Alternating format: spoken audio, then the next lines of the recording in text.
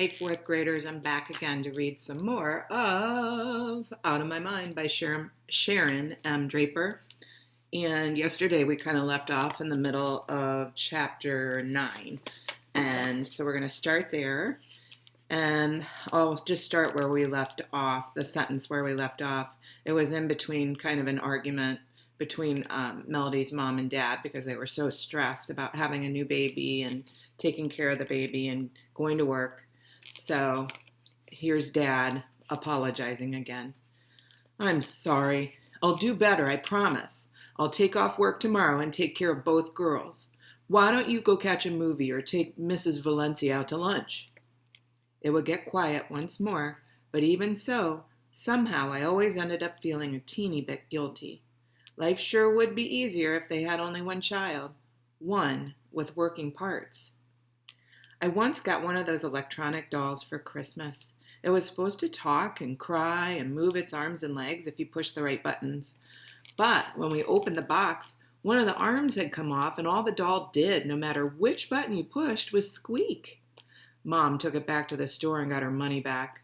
I wonder if she ever wished we could get a refund for me. But Penny really was a perfect baby. After just a few months, she was sleeping through the night and smiling through each day. She sat up exactly when infants are supposed to, rolled over right on schedule, and crawled on cue. Amazing! And it seemed so easy. Sure, she fell on her face a few times, but once she got it, she was off. Penny zoomed around like a little wind-up toy. She learned that the toilet was fun to splash in and that lamps will fall if you grab the cord. She learned that golden retrievers are not ponies. Peas taste funny. Dead flies on the floor are a no-no. But candy is really good. She laughed all the time. She learned her sister Melody couldn't do what she could do, but she didn't seem to care. So I tried not to care either. Dad and his camcorder followed Penny around like the paparazzi following a rock star. We have hundreds of hours of footage of Penny being cute and doing adorable things. And well, I admit it, sometimes I got kind of sick of watching a new video every time she learned something new. It sort of sucks to watch a baby do what you wish you could do. Penny holding her own bottle, Penny feeding herself teeny tiny Cheerios from her high chair tray, Penny saying "Mama" and "Dada" just like the babies on Sesame Street. Penny crawling on the floor and chasing butterscotch. Penny clapping her hands. How did her little brain know how to tell her to pull herself up to a standing position? To hold on to the sofa for balance? How did she know how to stand on her own? Sometimes she'd fall over, but then she'd pop right back up. Never did she lie there stuck like a turtle on its shell.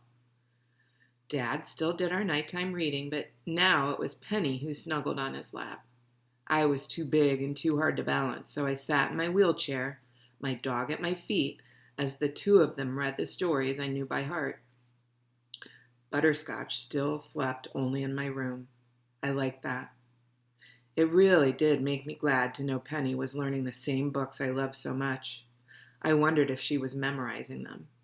Probably not. She didn't need to. I think Penny's third word was Dee. She couldn't quite say melody, but she got the last part. I loved it when Mom put Penny in bed with me after her morning bath. She'd grab me and plant wet baby powder smelling kisses all over my face. Dee, she'd say again and again. By the time she was 1 year old, Penny could walk. She wobbled all over the house on her fat little legs. She fell a lot, dropping down on her butt and laughing every time she did. Then she'd get back up and try it again. That was something I'd never get to try. With 2 kids in the house, our family routines changed. It took twice as long to get everybody ready each morning. Mom made sure Penny was dressed in pretty little outfits every day, even though she was just going next door to Mrs. V's house.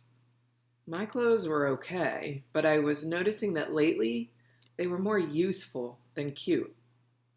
Mom seemed to be choosing them by how easy they'd be to get on me. It was kind of a bummer, but I knew I was getting heavier and heavier to lift, and so changing me was harder. I probably should mention that feeding me is a real process. I can't chew very well, so I mostly get soft foods like scrambled eggs or oatmeal or applesauce. Since I can't hold a fork or a spoon, I try, but I keep dropping them. Someone has to place the food into my mouth, one spoonful at a time. It's really slow. Spoon, slurp, swallow. Spoon, slurp, swallow. Lots of food falls on the floor. Butterscotch likes that. She's like a canine vacuum cleaner. Drinking stuff is hard for me too. I can't hold a glass and can't sip from a straw, so somebody has to very carefully hold a cup to my lips and tip a little bit of liquid into my mouth so I can swallow. Too much and I choke and cough and we have to start all over. It takes a long time to get a meal in me. I hate the whole process, obviously. And some mornings were really stressful. Chuck, can you bring me Melody's pink t-shirt from the clean clothes basket? She spilled juice all over her shirt, Mom yelled up the stairs. Didn't you put a bib on her, Diane? Dad yelled back. You know she makes a mess. Why don't you wait and dress her after she eats? Do you want me to feed her naked? Just bring the shirt, Mom snapped. And a diaper for Penny. She's got a stinker. She's 2. Isn't she old enough to be potty trained? Dad asked, coming downstairs with a blue t-shirt I had outgrown in one hand and a diaper in the other. Right. I'll get to potty training tonight on the 25th hour of my day. Dad picked Penny up. Uh-oh, that's a bad one, he said, his nose scrunched up. Did you give her sweet potatoes again last night? I thought we stopped giving her those because they always gave her the runs. Well, if you had gone to the grocery store like I asked, I could have given her something different. And that shirt is blue, not pink, and too small for Melody. Mom stormed out of the kitchen and up the stairs. Oh, sorry, girls, Dad said to us. He whistled softly while he cleaned Penny up, threatening to call the hazmat team. That was funny. Then he finished feeding me breakfast, not caring that my oatmeal was getting all over the juice-stained shirt. Why not? May as well make a real mess and make it worth all the stress, he said with a laugh. I smiled at him and smeared oatmeal on my tray. Mom came back down with fresh makeup and a freshly painted-on smile, her hair done, and with my pink shirt. She and Dad hugged in the kitchen, both took a deep breath, and we actually made it out of the house on time. We had a lot of days like that. Chapter 10. Penny wakes every morning asking for her doodle, a soft brown stuffed animal that might be a monkey or maybe a squirrel. It's so beat up, nobody knows for sure what it really is. She drags it everywhere. Doodle, she cries if it's been caught in her blankets. A doodle, she cries if it's right next to her. Of course, it sounds more like doo-doo when she says it, and that makes Dad crack up. I smile when I hear footsteps outside my door, big ones and little tiny ones. My mom and Penny, and Doodle, of course. Sometimes my legs and arms are stiff from being in the same position all night, and sometimes my toes tingle. My bedroom door opens, and Dad never gets around to fixing that squeak. Mom traces a finger along my cheek. Maybe she's checking to see if I'm still breathing. I am. I open my eyes. I wish I could say good morning, but I just grin instead. She pulls me up and hugs me, rarely stopping to sit in the rocking chair anymore, and rushes me to the bathroom because I usually really have to go bad first thing in the morning. Penny trails behind us wearing a huge red and white hat like the one in the Cat in the Hat. The girl has a major hat obsession, and always with her doodle. Butterscotch is never far from her. She lets Penny put hats on her and somehow endures Penny's hugs, which can sometimes feel more like chokeholds. I've gotten a few. She barks to alert Mom or Dad if Penny gets too close to an electric plug or the front door. Our bathroom is painted ocean blue and is large enough for Penny, Butterscotch, me, and Mom, and my chair without being crowded. That's a good thing because we spend lots of time in there. Penny and I make pretty big messes. But at least I don't have to wear diapers. It's bad enough that someone has to put me on the toilet, but diapers? Yuck. Even though the doctors said it would be impossible, by the time I was 3, Mom had me potty trained like any other kid in my age. I hated sitting in dirty diapers and she hated changing them, so I figured out a way to let her know I had to go, and she'd hustle me to the toilet. Mom and I can sometimes talk without words. I point to the ceiling and she somehow just knows whether I'm talking about the ceiling fan, the moon, or the dark spot where the rain leaked through during the last thunderstorm. She can tell if I'm sad and she can sense when I need a hug. She rubs my back and makes me relax when I'm tense and upset. She tells dirty jokes sometimes when Dad isn't listening and we both crack up. One morning, as she was getting me dressed for school, I pointed to her stomach and then covered my eyes as if the sight were too much to look at. It was shortly after Penny had been born, and she still had a good-sized baby bulge. "You calling me fat?" she asked, acting insulted. I laughed a little and said, which is the closest thing I've got to a yes. "Take it back," she said, tickling the bottom of my feet. Instead, I held my arms out like I was making a big circle and laughed out loud. Huge, enormous, like an elephant. I could tell she knew what I was thinking. We both rolled with laughter and then she hugged me tight. I wish I could tell her I loved her. Mom knows when I'm hungry or thirsty and whether I need a glass of milk or just some water. She can tell if I'm really sick or simply faking it because sometimes I do pretend I don't feel good just so I can stay home. She can tell what my temperature is just by feeling my forehead. She only uses the thermometer to prove she's right. I can tell stuff about what she's thinking, too. By the end of the day, after she's been at the hospital all day, then fixed dinner, then bathed Penny and me and put me in bed, I can tell she's kind of reached her max. She breathes hard. Her forehead is sweating. I sometimes reach out and touch her hand with mine. I can feel her calm down, and she'll trace her fingers along my cheek just like she does in the morning and give me a kiss goodnight. Every Saturday morning, after I've been fed, Mom reads the newspaper while she has her coffee and Penny smashes bananas on her high chair tray. Butterscotch doesn't like fruit, but she stays close by just in case somebody drops a piece of bacon. Mom's off on weekends, so she relaxes. She sometimes reads articles to me or tells me about the last hurricane or uprising or explosion in the world. "More fighting in the Middle East," she says. I've seen it on TV. Bombs and tears and faces of fear. "There's a new Superman movie coming out soon," she reads as she shakes the newspaper flat. "Maybe we can go catch a matinee." I love superheroes. I guess Superman is my favorite because he can fly. How great would that be? "Garfield is cheating on his diet again," Mom says. "He ate John's lasagna and Odie's meatballs." I laugh and point at Mom's hips. "You calling me fat again, Miss Dee Dee, just because I finished off your spaghetti last night?" I grin. "You'll be sorry when I start feeding everybody lettuce for lunch." We both laugh. Mom's not even close to being fat, but I like to tease her. For my 10th birthday, I got a whole book of Garfield cartoons. Now that's cool. I made Dad read it to me over and over.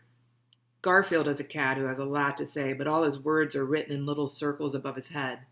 He can't really talk, of course, because he's a cat. But sometimes that's how I feel. Like, wouldn't it be cool if I had somebody to write the words over my head so people would know what I'm thinking? I could live with that. Large floating bubbles above me, speaking for me. Wouldn't it be cool if somebody could invent a bubble talking machine before 5th grade starts in a couple of weeks? Haha. When I try to talk, the words are exploding in my brain, but all that comes out are meaningless sounds and squeaks. Penny can say lots of words and pieces of words, but my lips won't come together to make even simple sounds like that. So most of my noises are vowels. I can say and ah pretty clearly. And if I concentrate, sometimes I can squeeze out a b or a h, but that's it. My parents can usually figure out what I need just by listening carefully. To outsiders, I'd probably sound like one of those children who was raised by wolves. My communication board, even with everything Mrs. V has added to it, well, it sort of sucks. For example, one afternoon earlier this summer, I had a taste for a Big Mac and a shake. Vanilla. I love fast food. Mom wasn't home, and getting my father to figure out what I want is sometimes a big job.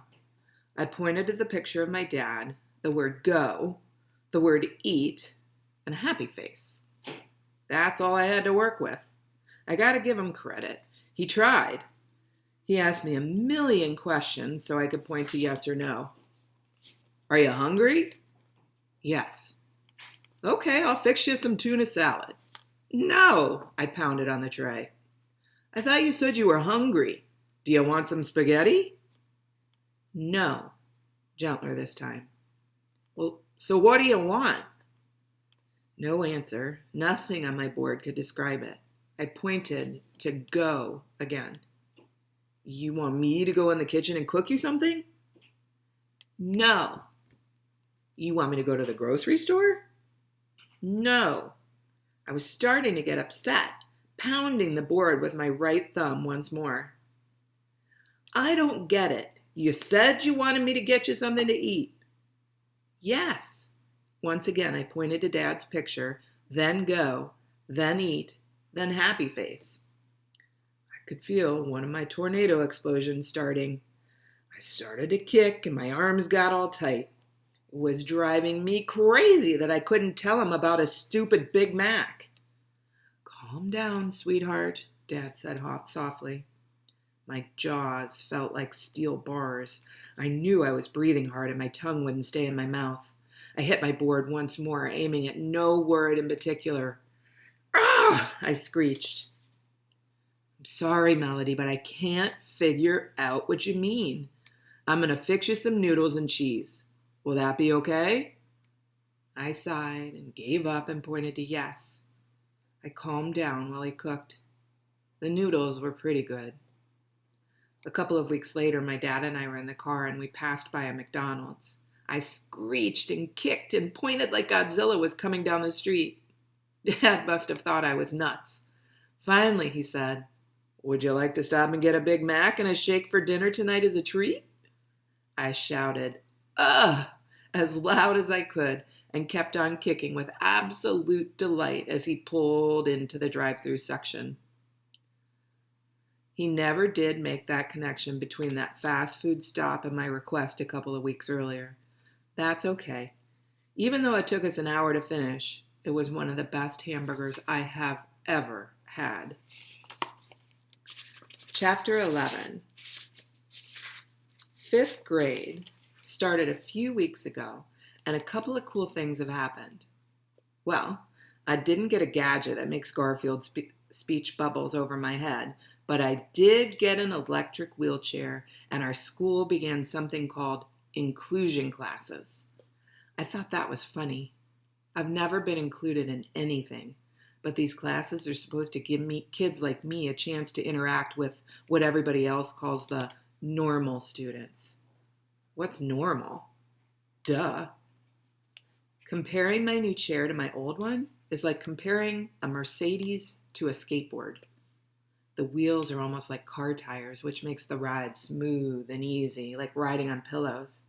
I can't go very fast, but I can propel myself down the hall with just a little lever on the handrail. Or, if I flip the switch to manual, I can still be pushed if necessary. When Freddie first saw it, he shouted, "Woohoo!" like I just won the Indy 500. "Melly, go zoom zoom now! Want a race?" He spun his own chair in excited circles around me.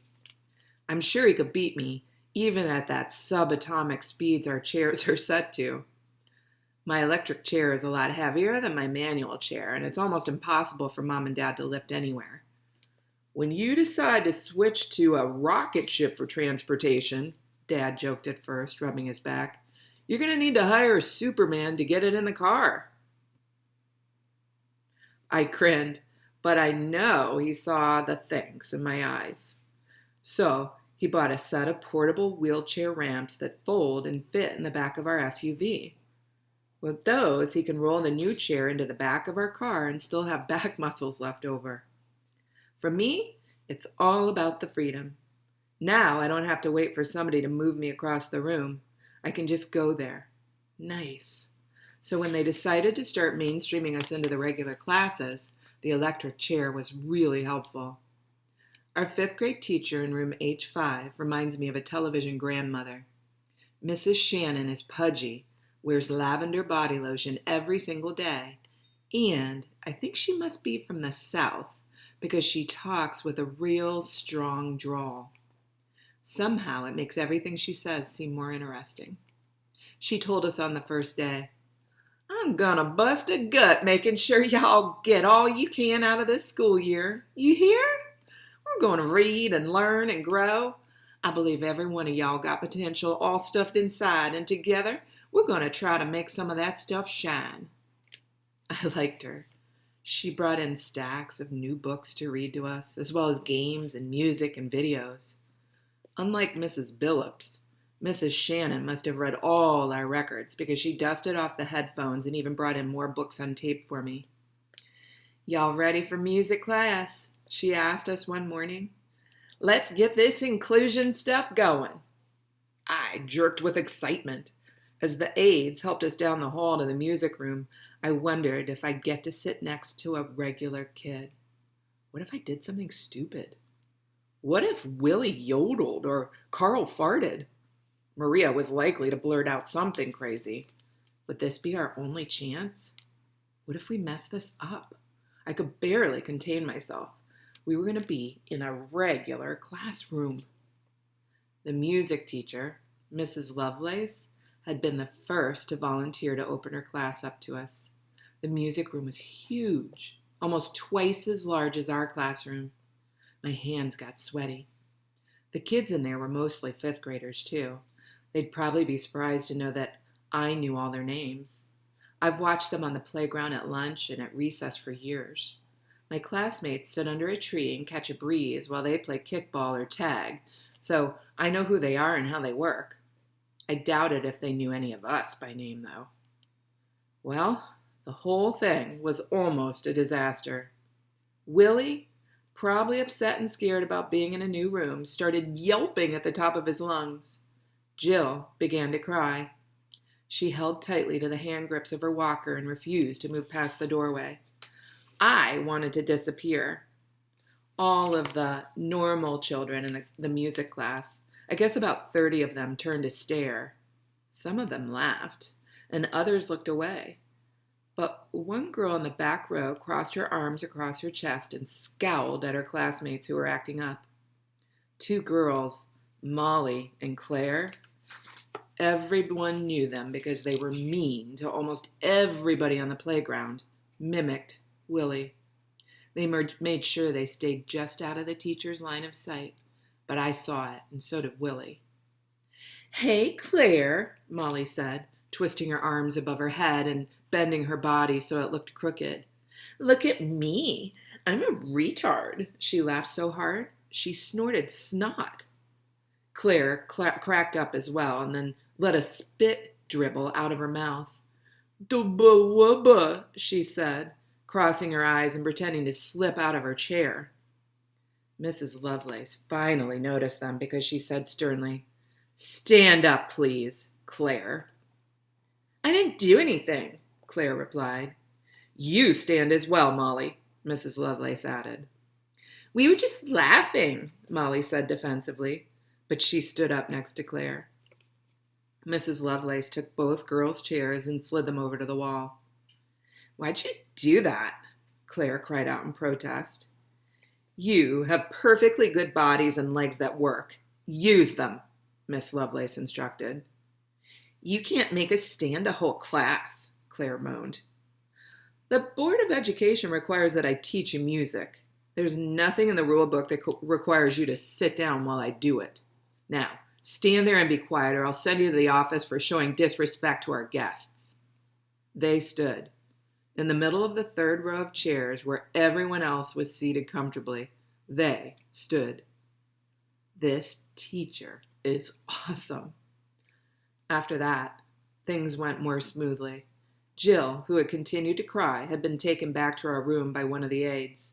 The rest of us sat quietly in the back of the room. Mrs. Lovelace began class once more. I think we need a moment to gather ourselves, children. She sat down at her piano and began to play Moon River. And then she switched to the theme song from one of those new vampire movies. Oh yeah, she knew what we liked. When I started seeing the colors, I knew she was good. Forest green, lime green, emerald. I glanced over at Gloria. Instead of sitting all curled up like she usually did, her arms were outstretched like she was trying to catch the music and bring it to her. Her face was almost glowing. She began to sway with the music. Then Mrs. Lovelace completely changed tempo and played the opening notes to Take Me Out to the Ball Game. Willie clapped his hands wildly.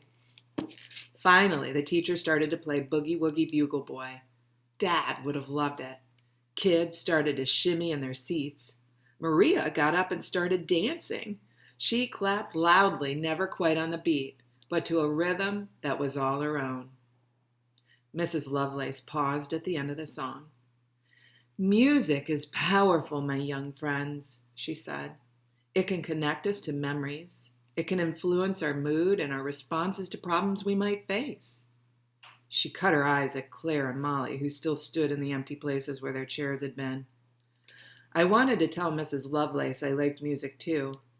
I wanted to know if she ever heard this song, Elvira, or if she would teach us how to make our own music. I tried to raise my hand, but she didn't notice me. It must have looked like just another one of those random movements that kids like me seem to make. But I had the feeling that Mrs. Lovelace was someone who'd take the time to figure me out. The teacher went on. Before I continue with the lesson, let's make this a real inclusion experience. Perhaps our friends from room H5 would like to sit with the rest of us instead of being stuck in the back. Freddie heard that and took his chance. He put his chair into gear and zoomed to the front of that big room and shouted, I am Freddie. I like music. I go fast.